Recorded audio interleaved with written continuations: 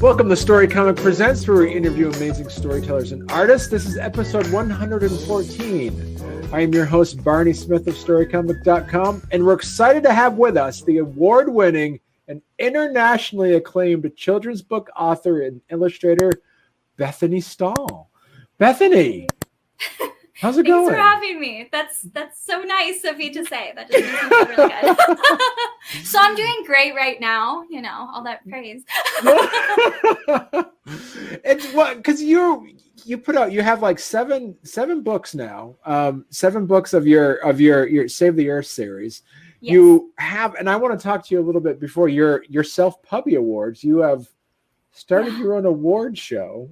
Oh, I am so excited. That's exciting. And you also have, you put out, I'm just looking at this, you have 3 books that you've come out, 3 or 4 books you've already come out in 2021 with. And you average about 3 books that you illustrate and write and publish basically every year.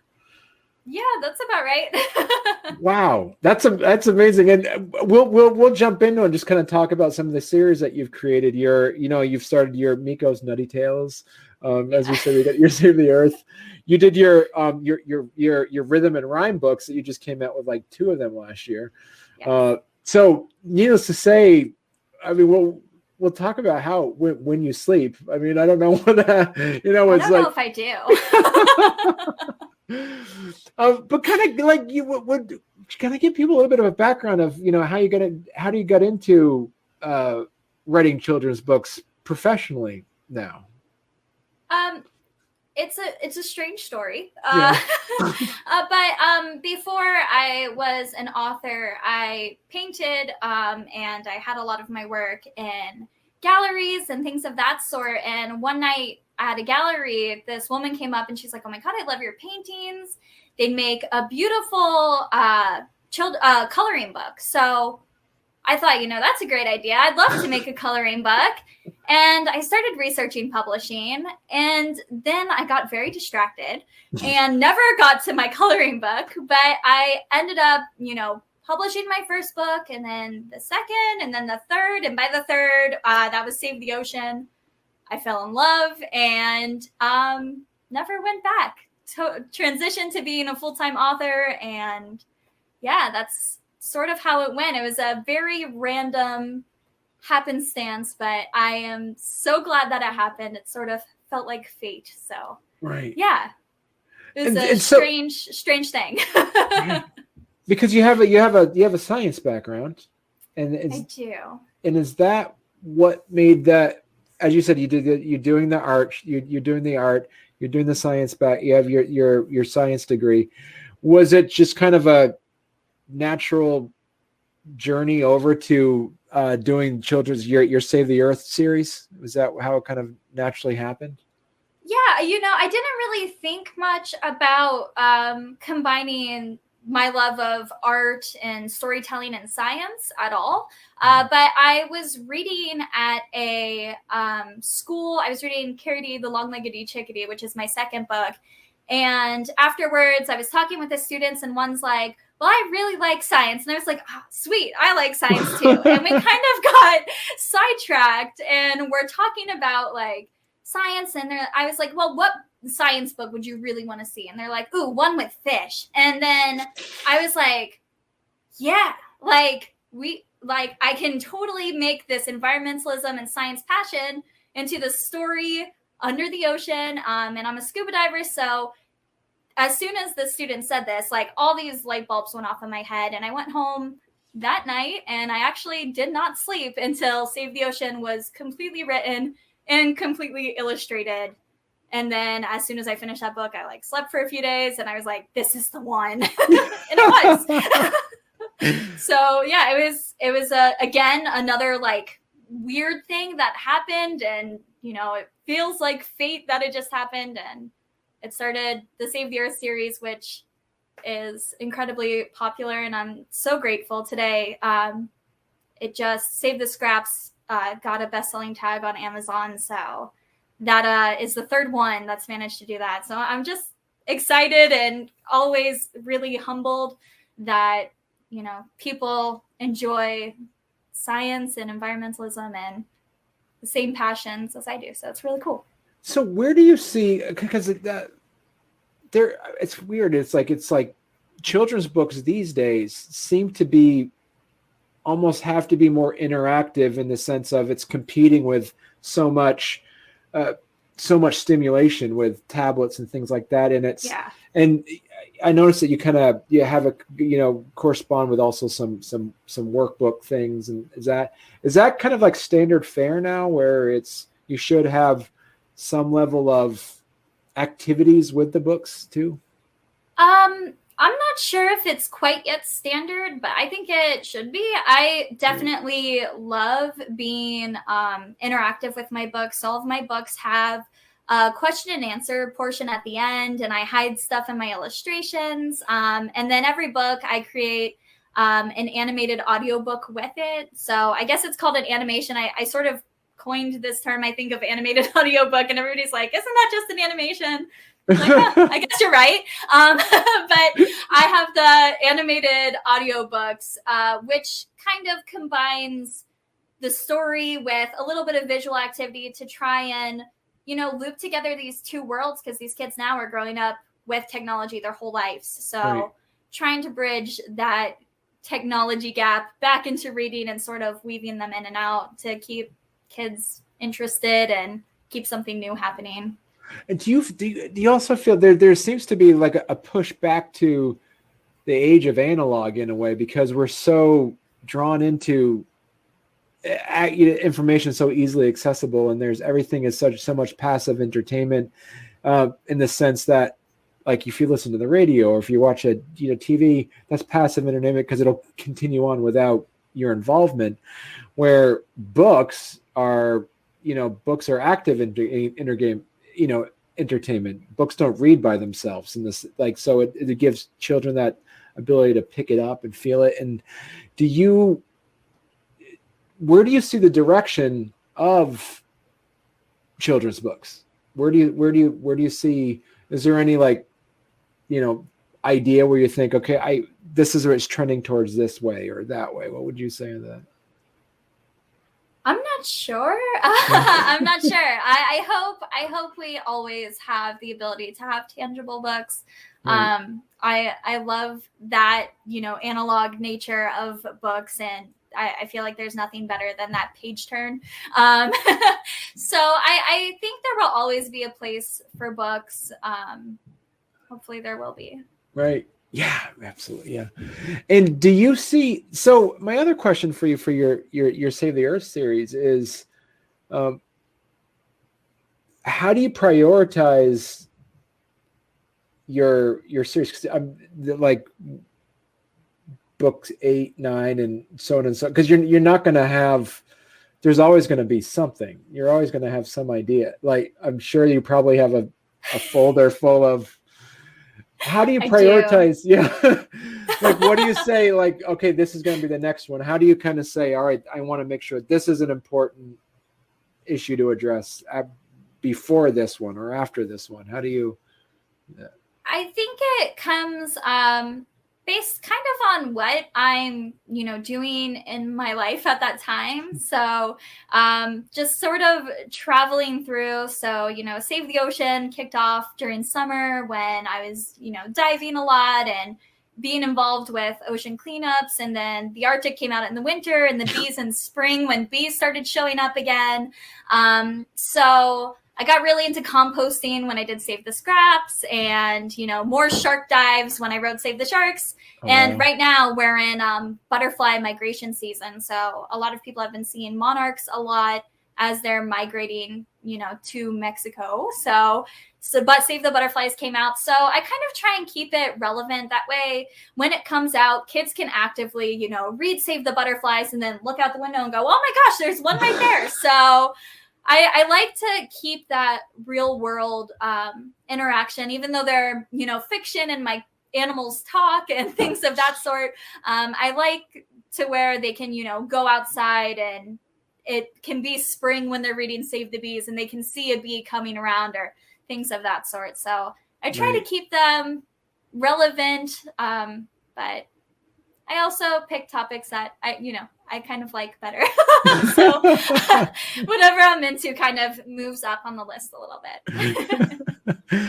So have you gotten any ideas from your readers to say, oh, can you do a book on this? Or how much feedback do you get from your readers for your Save the Earth series?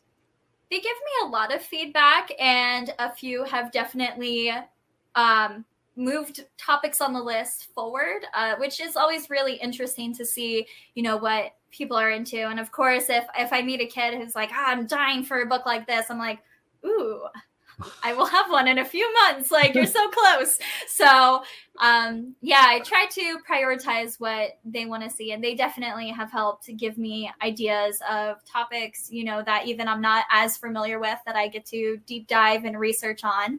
Because even though they're children's books, I research heavily every topic just to make sure, there's no misinformation. And if I'm not as familiar with the topic, I go and learn all about it. So what would you say is the age range for your Save the Earth books? I would say it's between like 3 years old to 8 years old. But what's really interesting is I actually heard from schools who have like talked about it in high schools and middle schools, which completely blew my mind because I'm like, there's no way you're using my books. Like, that's the coolest thing. But yeah, they have been across all ages, but I think, the first grader range seems to be the super fans. Right.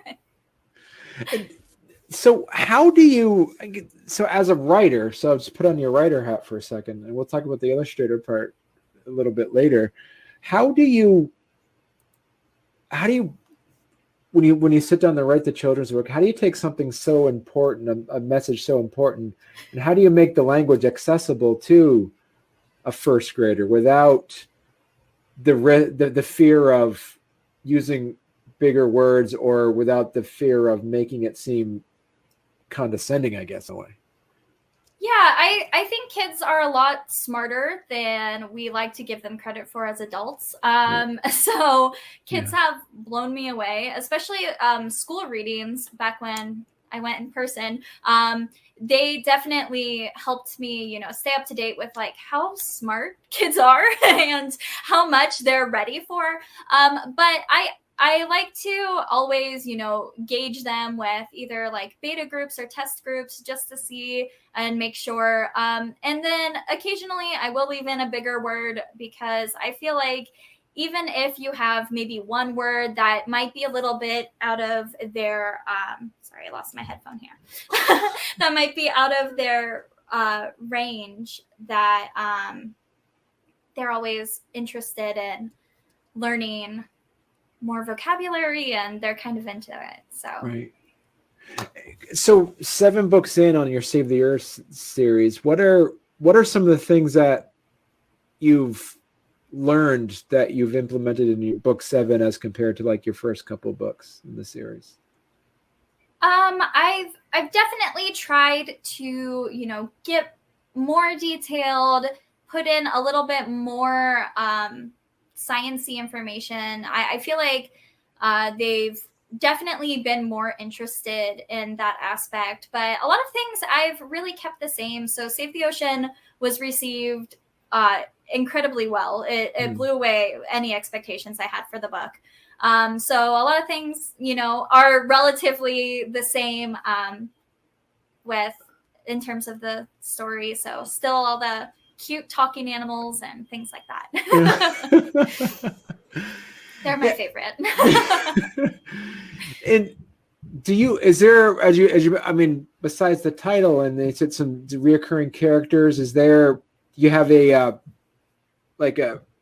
gallery or a cast of characters that people are able to follow along with, and same with like the animals as well?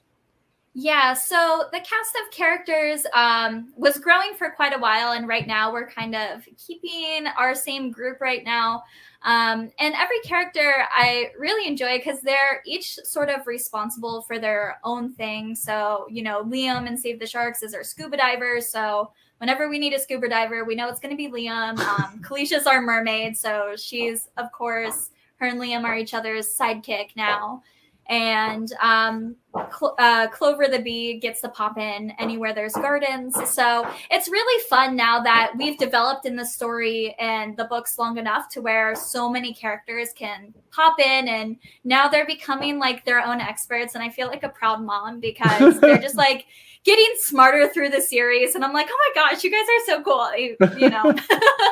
They definitely feel like they're their own people now. So yeah, comparatively speaking to like say a long form novel where authors would say the character went off in a direction that I wasn't expecting. Do you see something similar to that with now that you kind of have established, a cast? Where do you feel as though that like, some of the dialogue is unexpected to you to say, oh, I guess this is what they're going to be saying now, or this would be the question they're asking, or anything like that? Yeah, Mateo, so he's from Save the Bees, and he was also in Save the Scraps.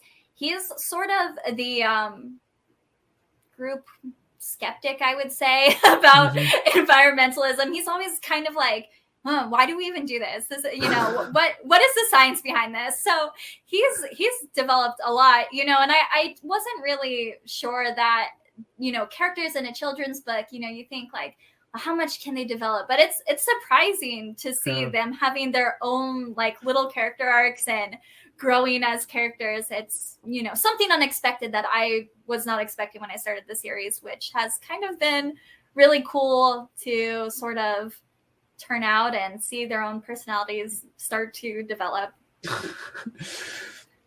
And on average, say for instance, we have somebody's like watching or listening to this and saying, this is great, Bethany. I have an idea for a book. How do I start it? Is there a set limit of words? Is there a standard way to write this out? What would be a tip you would give that person? Yeah, I have a YouTube video on exactly like, word count and things of that sort, but picture books are typically, 300 to 600 words.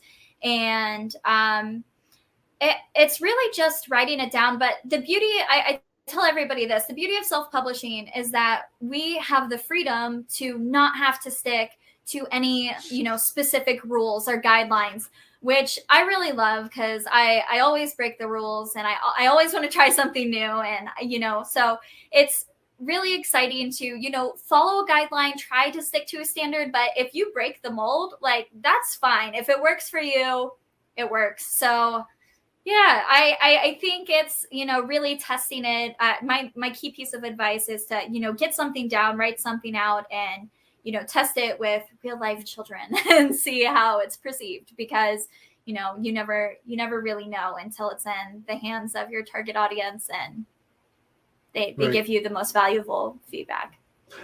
And also I gotta plug for you, Bethany, is I gotta say, it's like I discovered your Patreon page. Yeah. So, and I gotta say, anybody listening or anybody listening or watching this, is that and if you're wanting to learn about children's books, this is your master's level setup right here. For you look at what you get on here for $5 a month, this long list of availability things for $5. That's $60 a year. So I want to think is like, that's a large meal at a restaurant. Like you can right here is, you get all of these things that you can get for $5 a month. You get to learn all these things about how to write a book, how to calculate printing prices, learning step-by-step guides, selling, how to learn how to get your books in libraries, advertise, how to advertise and stuff like that. That's for $5 a month. I mean, that's amazing, yeah. Bethany. I I really wanted to keep it. It's a severe passion project of mine to teach. I had no resources going into this, and all of these, I built on the back end for myself, and I was like, why am I not sharing this? This is not fair that I've gathered all this information and it's just like sitting on my computer. So I want to make it accessible to everyone, and if you want to get started on this journey, you can. Like I definitely want people to have as many resources as I can give them. Right. I mean, this is, and also too, then you have on here for $10 a month, you have the same thing, but also talk to us a bit about what they get for a mere $120 a year. I mean, like, that's a great deal. But yeah. So we have the monthly live stream. So every month, the workshop squad votes on a topic they want to see. And we get together live. And of course, they can always watch it after if they don't have time to join live. But we'll deep dive into tutorials, and they can give me their books, and we can work on their books. So the workshop squad is typically, a small, really focused group. So I do have a lot of freedom in those live streams to really work one-on-one with people, which I think is really cool. And yeah, that's the biggest perk of joining the workshop squad, is like that one step further of, if you're not really sure what to take, or you kind of need that like sort of mentorship vibe. Yeah, that one's definitely really cool and a lot of fun. And I feel like I'm friends with all of my workshop squad patrons because we talk so much. Whenever they update me with their books, I'm like, oh, yay. It's just, it feels like an extension of me. It's really cool. They're doing amazing things. So yeah, awesome. This is, I'm floored about how good of a deal this is. I mean, this is amazing. And so for anybody who has wanting to put out a children's book, or looking at, or wanting to know how to do it, you can do all the work you can by trying to find, but right here, as you said, Bethany, you have it. This is your one-stop shop. You did all the heavy lifting for everybody else, and you've kind of consolidated it for everybody right here. So it's well worth it. It's a well worth the investment for people to, go to patreon.com/Bethany Stahl, all one word, and STAHL. But yeah, so let me ask you too. It's like, you just all self-publishing? Do you work at all with Kickstarter or any of those crowdfunding projects? No, I tried Kickstarter once. And my personal experience with it is that a lot of my audience was very confused about the process of Kickstarter. So they weren't as well versed with it. There are some children's book authors who really nail Kickstarter. But luckily, I haven't, really had to use it. And with print on demand, I feel like you can really like gather costs on the back end to where each book sort of funds the next book, is how I've got it worked out. But yeah, I think Kickstarter is a great tool. I haven't gotten to play with it much. Which is great, because and that's another thing. There's a misnomer that the only way you're going to get your book published is doing a Kickstarter. It's the only way you're going to, other people will say, hey, it's a great way to, do market research. You can see but you're proof that you can also do the self-publishing straight on like that, and have just as good as a readership from that. So yeah, absolutely. I don't think one of the things I really try and push is like, there's no right way to self-publish. Everybody has such a different approach, and what works for one person may not work for you, and vice versa. So I really encourage people not to get discouraged if something doesn't work out. Like I tried a Kickstarter, it didn't work, and my books still have gone on to be super successful. So it's definitely to each their own, and you have to find what works for you. but there's Right. definitely no wrong way to approach it. Right. And so you work a lot with, you got a Wacom, you do a lot with is it mostly with, you do a Photoshop, correct? You use Photoshop and Illustrator? Or talk to us a bit Yeah. about the illustration side of your books. So I think anyone who stays up to date with my author and illustrator journey knows I'm like a huge fan of the Wacom Intuos. That like little basic version, you know, I sort of fell in love with it. It's the first digital tablet I've ever had, and I keep trying to leave it behind and I can't. So I'm obsessed with that little tablet. It's just so cute and my favorite. But yeah, I use that and Photoshop. I haven't really used Illustrator much for illustrating, you know, despite the name. I know a lot of people get confused about that aspect, but I do like the vector illustrations just because, or sorry, not the vector illustrations, my bad.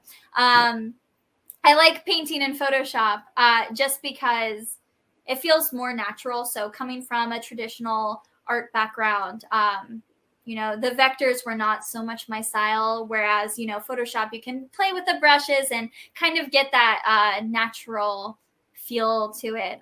So I've really enjoyed those, and those are my two main go-tos to make all my books. And so, and you make them all yourself. So then you like you say, you put them in, you format it. Talk to us about the formatting aspect. You wrote your script, you made your illustrations. A question someone who does both that would say, questions like, how do you align, for instance, where you put the words in? Is there a way to do that? Some books will just have blank page, then the illustration. Some will actually have it all. What would be some of your advice on placing the words in the books for children? Yeah. I have a few videos on that too over on my YouTube.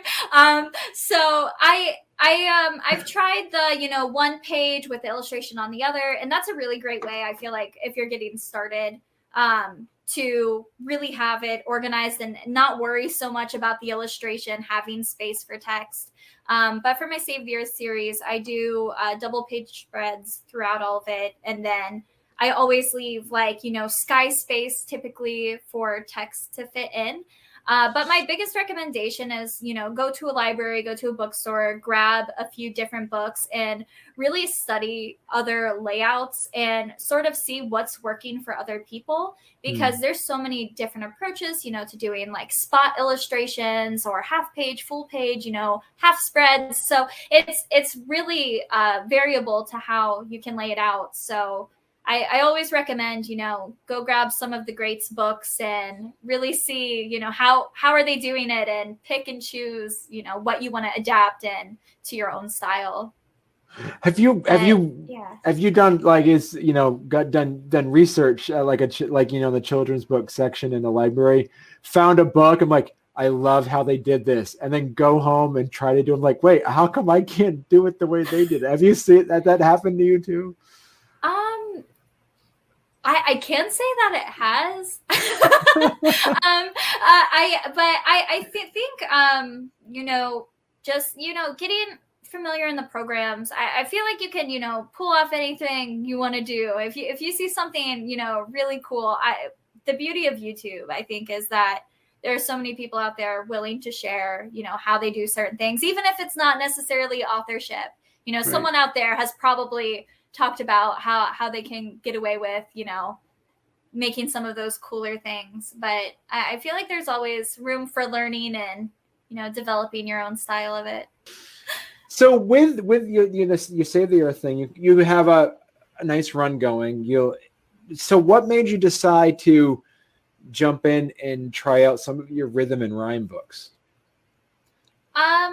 You know, I get bored quick. You know, this is what I do full time. And despite how much I absolutely love the Save the Earth series, sometimes, you know, you get into those creative slumps to where I just can't think about what comes next, or I'm having trouble with, flowing the story out, and I just need to be creative in a different way.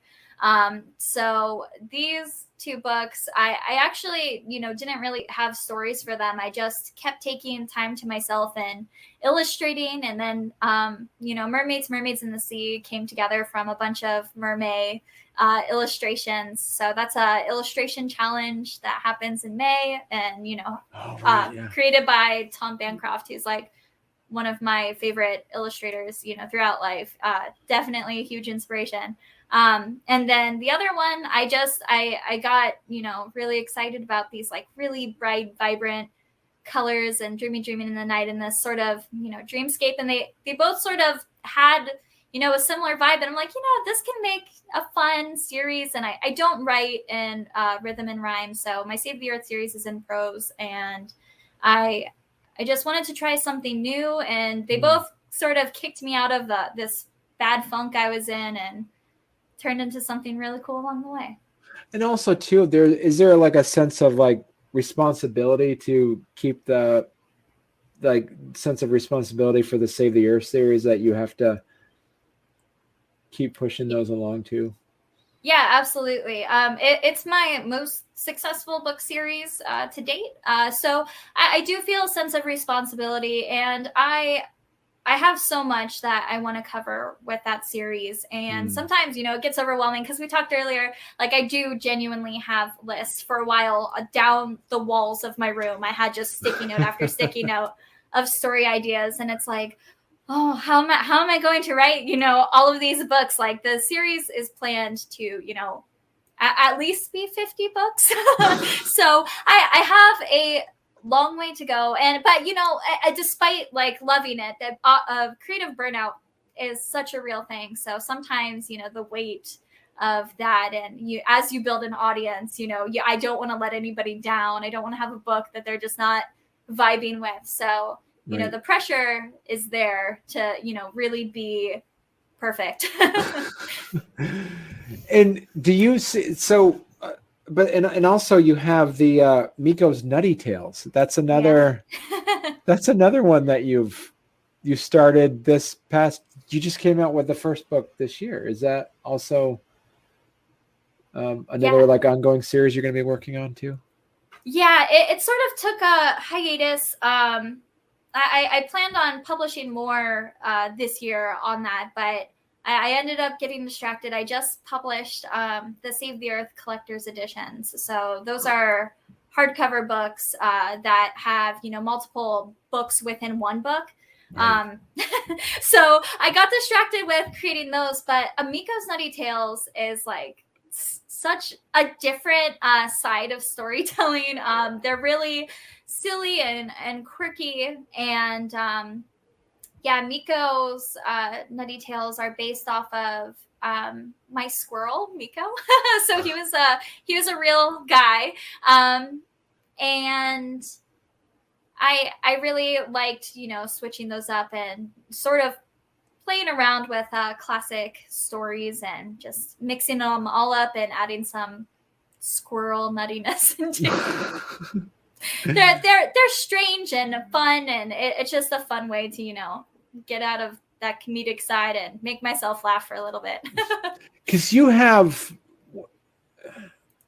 I learned a phrase recently called single tasking. Obviously the opposite of multitasking is, so when you have multiple works in progress at once, do you single task or do you multitask? Do you like do a little bit one day or in the morning? How do you split up your day when it comes to producing children's books? I tried to stick to a schedule, but I noticed the more I stick to schedules, the more I start to hate whatever I'm working on. So I love the freedom of doing whatever as long as it gets done. So I work in I call it an organized chaos. Yeah. So I do work on multiple books in the same day, which I don't think would work for everyone, but I like the aspect, you know, that I can be editing one book and then take a break and illustrate. And for me, working on multiple works at once, even within the same day, it helps the creativity stay alive. Because if I focus too hard on one story, I just start this spiral of, is it good enough? Oh no, I don't know what I'm doing. So balancing them all out and keeping one of the, I think they're all at different stages. So, you know, writing one, editing one, illustrating one keeps the love alive of all of it. And, you know, illustrating is one of my favorite parts. So I always try to keep one book in the illustration phase so I can have that like Zen moment of just, you know, sitting there with my tablet and illustrating. So yeah, there's not really a schedule, just, you know, whatever feels right. But also, you know, sticking to their own individual timeline. So I do at the end of the week, you know, I have weekly tasks that, you know, by the end of this week, I need, you know, 3 illustrations done, or I need this one edited, or this one has to be finalized with, you know, formatting. So, right. Yeah. So how territorial are you of your IPs, for instance? Like, what if, you know, because you have your book groups and stuff like that, or if you have, you know, some peers of some other children's book, right? Like, could they approach you and say, "Hey, Bethany, I love your style. Would you illustrate a book for me?" Or if someone says, "Hey, I love your Save the Books. Could I illustrate one of your Save the Earth books?" Where would you be at that for those 2 opportunities? Yeah, I would definitely be open to illustrators. I've definitely considered this a lot, especially the busier I get. I often wonder, you know, what have I gotten myself into? And, you know, it's a lot for one person. I try to keep, I think my goal is like 6 new titles a year, Wow. Minimum of 4. So, you know, that's every other month. So I start to, you know, get overwhelmed. So I'd definitely be open to that in the future. And I've illustrated for others in the past. I haven't recently, just because I haven't found the time. But I think if the right project came along and we really meshed, I would absolutely be open to, you know, partnering up. I think it's really cool to get to put your creative side with somebody else and, you know, see what excitingness comes from that. So I'm protective to a certain extent, but yeah, I would definitely be open to, you know, collaborations. Right. And so putting on your business hat for a second, because now this is your full-time job. What are some of the things some advice maybe you get from like an accountant or somebody to say, hey, you know, if you're going to be doing this, make sure you do this piece. And you probably have a YouTube video about this already too, right? Yeah, you know, I actually don't know about this Okay. one. Maybe. I know Patreon members know it. So I hate the business side. That's one of the most overwhelming sides of all of this for me is, you know, making sure I'm up to date on, you know, on my taxes and everything's filed right and I'm recording my expenses and, you know, I'm the worst with receipts. So I do recommend QuickBooks Self-Employed. That's what I use to track everything. And then I use a CPA at the end of the year to, you know, make sure everything's in good shape. But I do recommend, you know, wherever you're at, if you reach out to your local like business section, you know, wherever you live, you know, whether you're in the States or not, there's somebody who's in charge of, you know, businesses and registration, and just go in and talk to them, schedule a meeting, email them.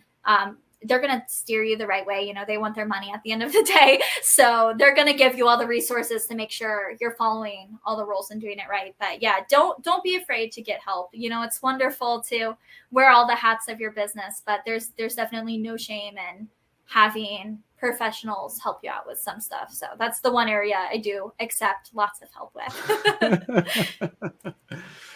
And so, you know, so with that said, kind of, you know, as you say, you look at trying to do at least release 2 books, you know, a book every other month is kind of your goal. And how many projects, because you said earlier you have multiple going on at a time. What's your maximum amount of projects you'd be having going on at any one time? Is it 3 books at once, 2 books at once? How does that, what would you usually do? I think it varies. I try to work ahead, and I recommend everybody work ahead. That way, you're not rushing to the next book. So the next book that I'm releasing is already finished. And the book after that is almost finished. So sort of getting ahead of yourself really helps this like illusion that I'm publishing so much. So a lot of people are like, how are you doing it so quick? How are you doing this? And it's like, no. I'm working several months in advance. So while it looks like I'm like really on my game, I'm taking my time with each of these books. They're each taking several months. So I don't think I work more than like 2 or 3 books. I think 3 books would be the maximum. But even then I might, write a bunch of books one month and then just sit them in a little vault and slowly pick them out and start, developing them further. So yeah, I try to only illustrate 1 book at a time. I try to write only 1 book at a time. So yeah, at least 2 books I work on, but sometimes 3, depending on how excited I am. And so when you'd write out the script, because you mentioned like sometimes you have like children kind of beta read some of the books before they're published. Do you have anybody beta read the script, that like your actual book script itself, to say, does this flow right? Do you have people look at that beforehand before you start the illustration?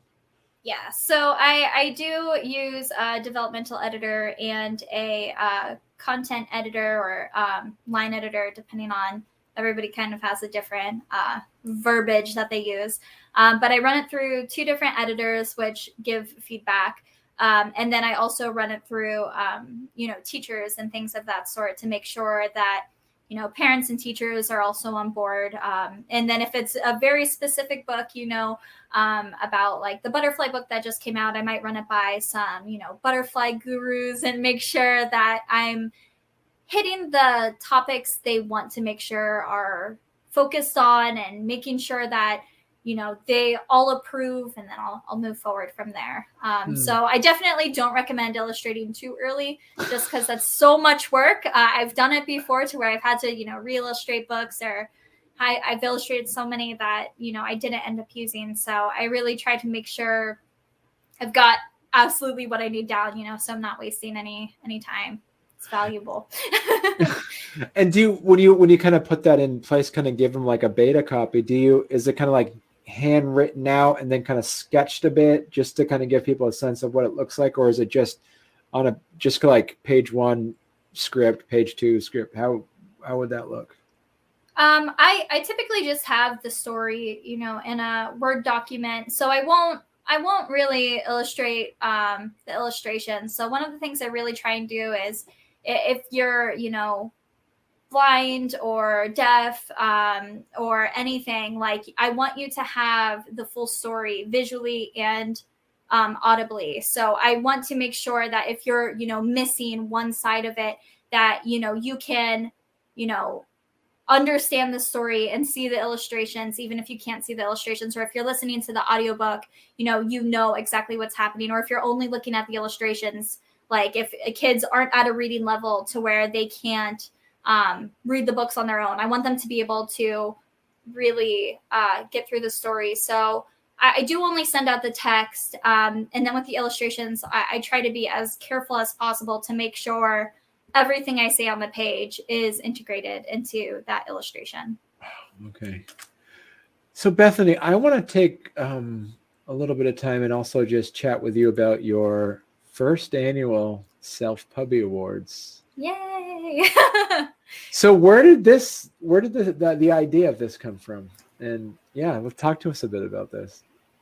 Well, with my Patreon group, I have gotten to know so many authors who, are just starting out their journey. And it's incredible, some of the books that have been coming out of that group. And they're, struggling to get started. And I also, struggled with, how do you even, get your name out there? How do you start networking? How do you advertise? And so many of these literary words are so cool, but a lot of them, are for traditional publishers, or, they're so big or so expensive to apply to that it's just really inaccessible for self-published authors. And so I was like, you know what, we should do, our own awards ceremony. And then I didn't want to exclude anybody who wasn't a patron. So they are open to everyone. And this year it was free to enter. So we have a handful of entries, and I've gathered some judges together who are reading the books now. And it's been really exciting. So I've really enjoyed creating this, and I think it will be something that will grow and be really cool in time. But everybody, deserves to be awarded for all of the hard work they've done. So I'm really excited to get to acknowledge some of the amazing work. And, luckily I do have a decently growing platform that I really want to share some of these cool books with, my audience, and really try and help kickstart other authors' journeys. Wow, that's amazing. That's a really exciting stuff, Bethany. And this is a need, like you said. This is something that the self-publishing world is kind of needed to have. So yeah, there's a few opportunities, but there's not enough. There Right. needs to be more. So yeah, Reader's Choice is open, the page that you're on now. So if any of those books and you want to vote for, go read them and vote for these people. So that one's completely audience driven. And this isn't, as you said, this isn't just for children's book. It's for all genres. Yeah, I thought, maybe just children's books, but I didn't think that was fair because I also write in other genres. So I wanted to open it up to anybody who's self-published. And we are definitely adding, I think, more awards because we got such a wide variety of books submitted. So that's exciting too. So did your accountant talk to you about this and give you any advice on how to start this up as well too? No. This is completely, this, unfortunately, isn't, a money making right. aspect. It's just, I'm really bad about just making opportunities for people, whether that means an opportunity for myself or not. I just, I should be better about, wanting to be paid, but I'm like, no, we'll make it free. All the judges are volunteers. So we're all working really hard to make this happen. So I should have, thought about that more, but it'll still be fun, But yeah, this is amazing. It's like, Bethany, this is amazing. I'm excited I'm excited to check out your Patreon page, just seeing all that information you have, complete wealth of knowledge for all this stuff. And as I said earlier, you did all the heavy lifting for everybody else. So, and being able to share your knowledge and being able to share your experience and being able to, continuing educating children, and that's in a way that is accessible to them is fantastic. So, congratulations, Bethany, on all the work you've been up to. So, so come back again. I would love, anytime. I mean, I'd say come on every time you come on a book, but you basically would just have a weekly segment of Bethany Stahl. Yeah. You don't even need to interview anybody else anymore. We can just, talk every single week. Yeah. Yeah. So where can people find you if they wanted to check out your site? Where would they go? Yeah, so the best place, where everything's at is bethanysstahl.com. So from there, you can see my books. You can see I have an author section. I've tried to make everything there for everyone. So, yeah, that is the best centralized hub. Mm-hmm. You got T-shirts and all that kind of stuff too. That's nice. Yeah, merch just started, I think, last month. So that's exciting. New things. And you got the access to your classes. So absolutely check out Bethany's Patreon page. It is probably the best deal you're going to find for self-publishing at that price. So, and parent and teachers, and this is your free animated books that you were talking about. Yep. Yeah. Animated audiobooks. Yeah. Coloring pages. Wow. That's amazing. So thanks again, Bethany. This has been fantastic. And I'd love to have you come back on again sometime. This has been fun. Yeah. Thank you so much for having me. I'm glad we got together. Yeah.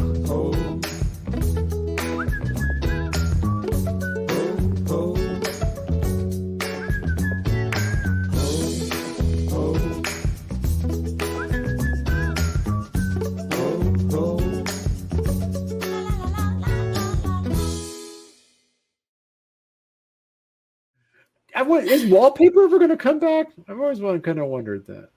I don't know. I think I'm too scared to try wallpaper. Yeah. I know. It's just like you're watching all these home shows, like how to do this and like all these.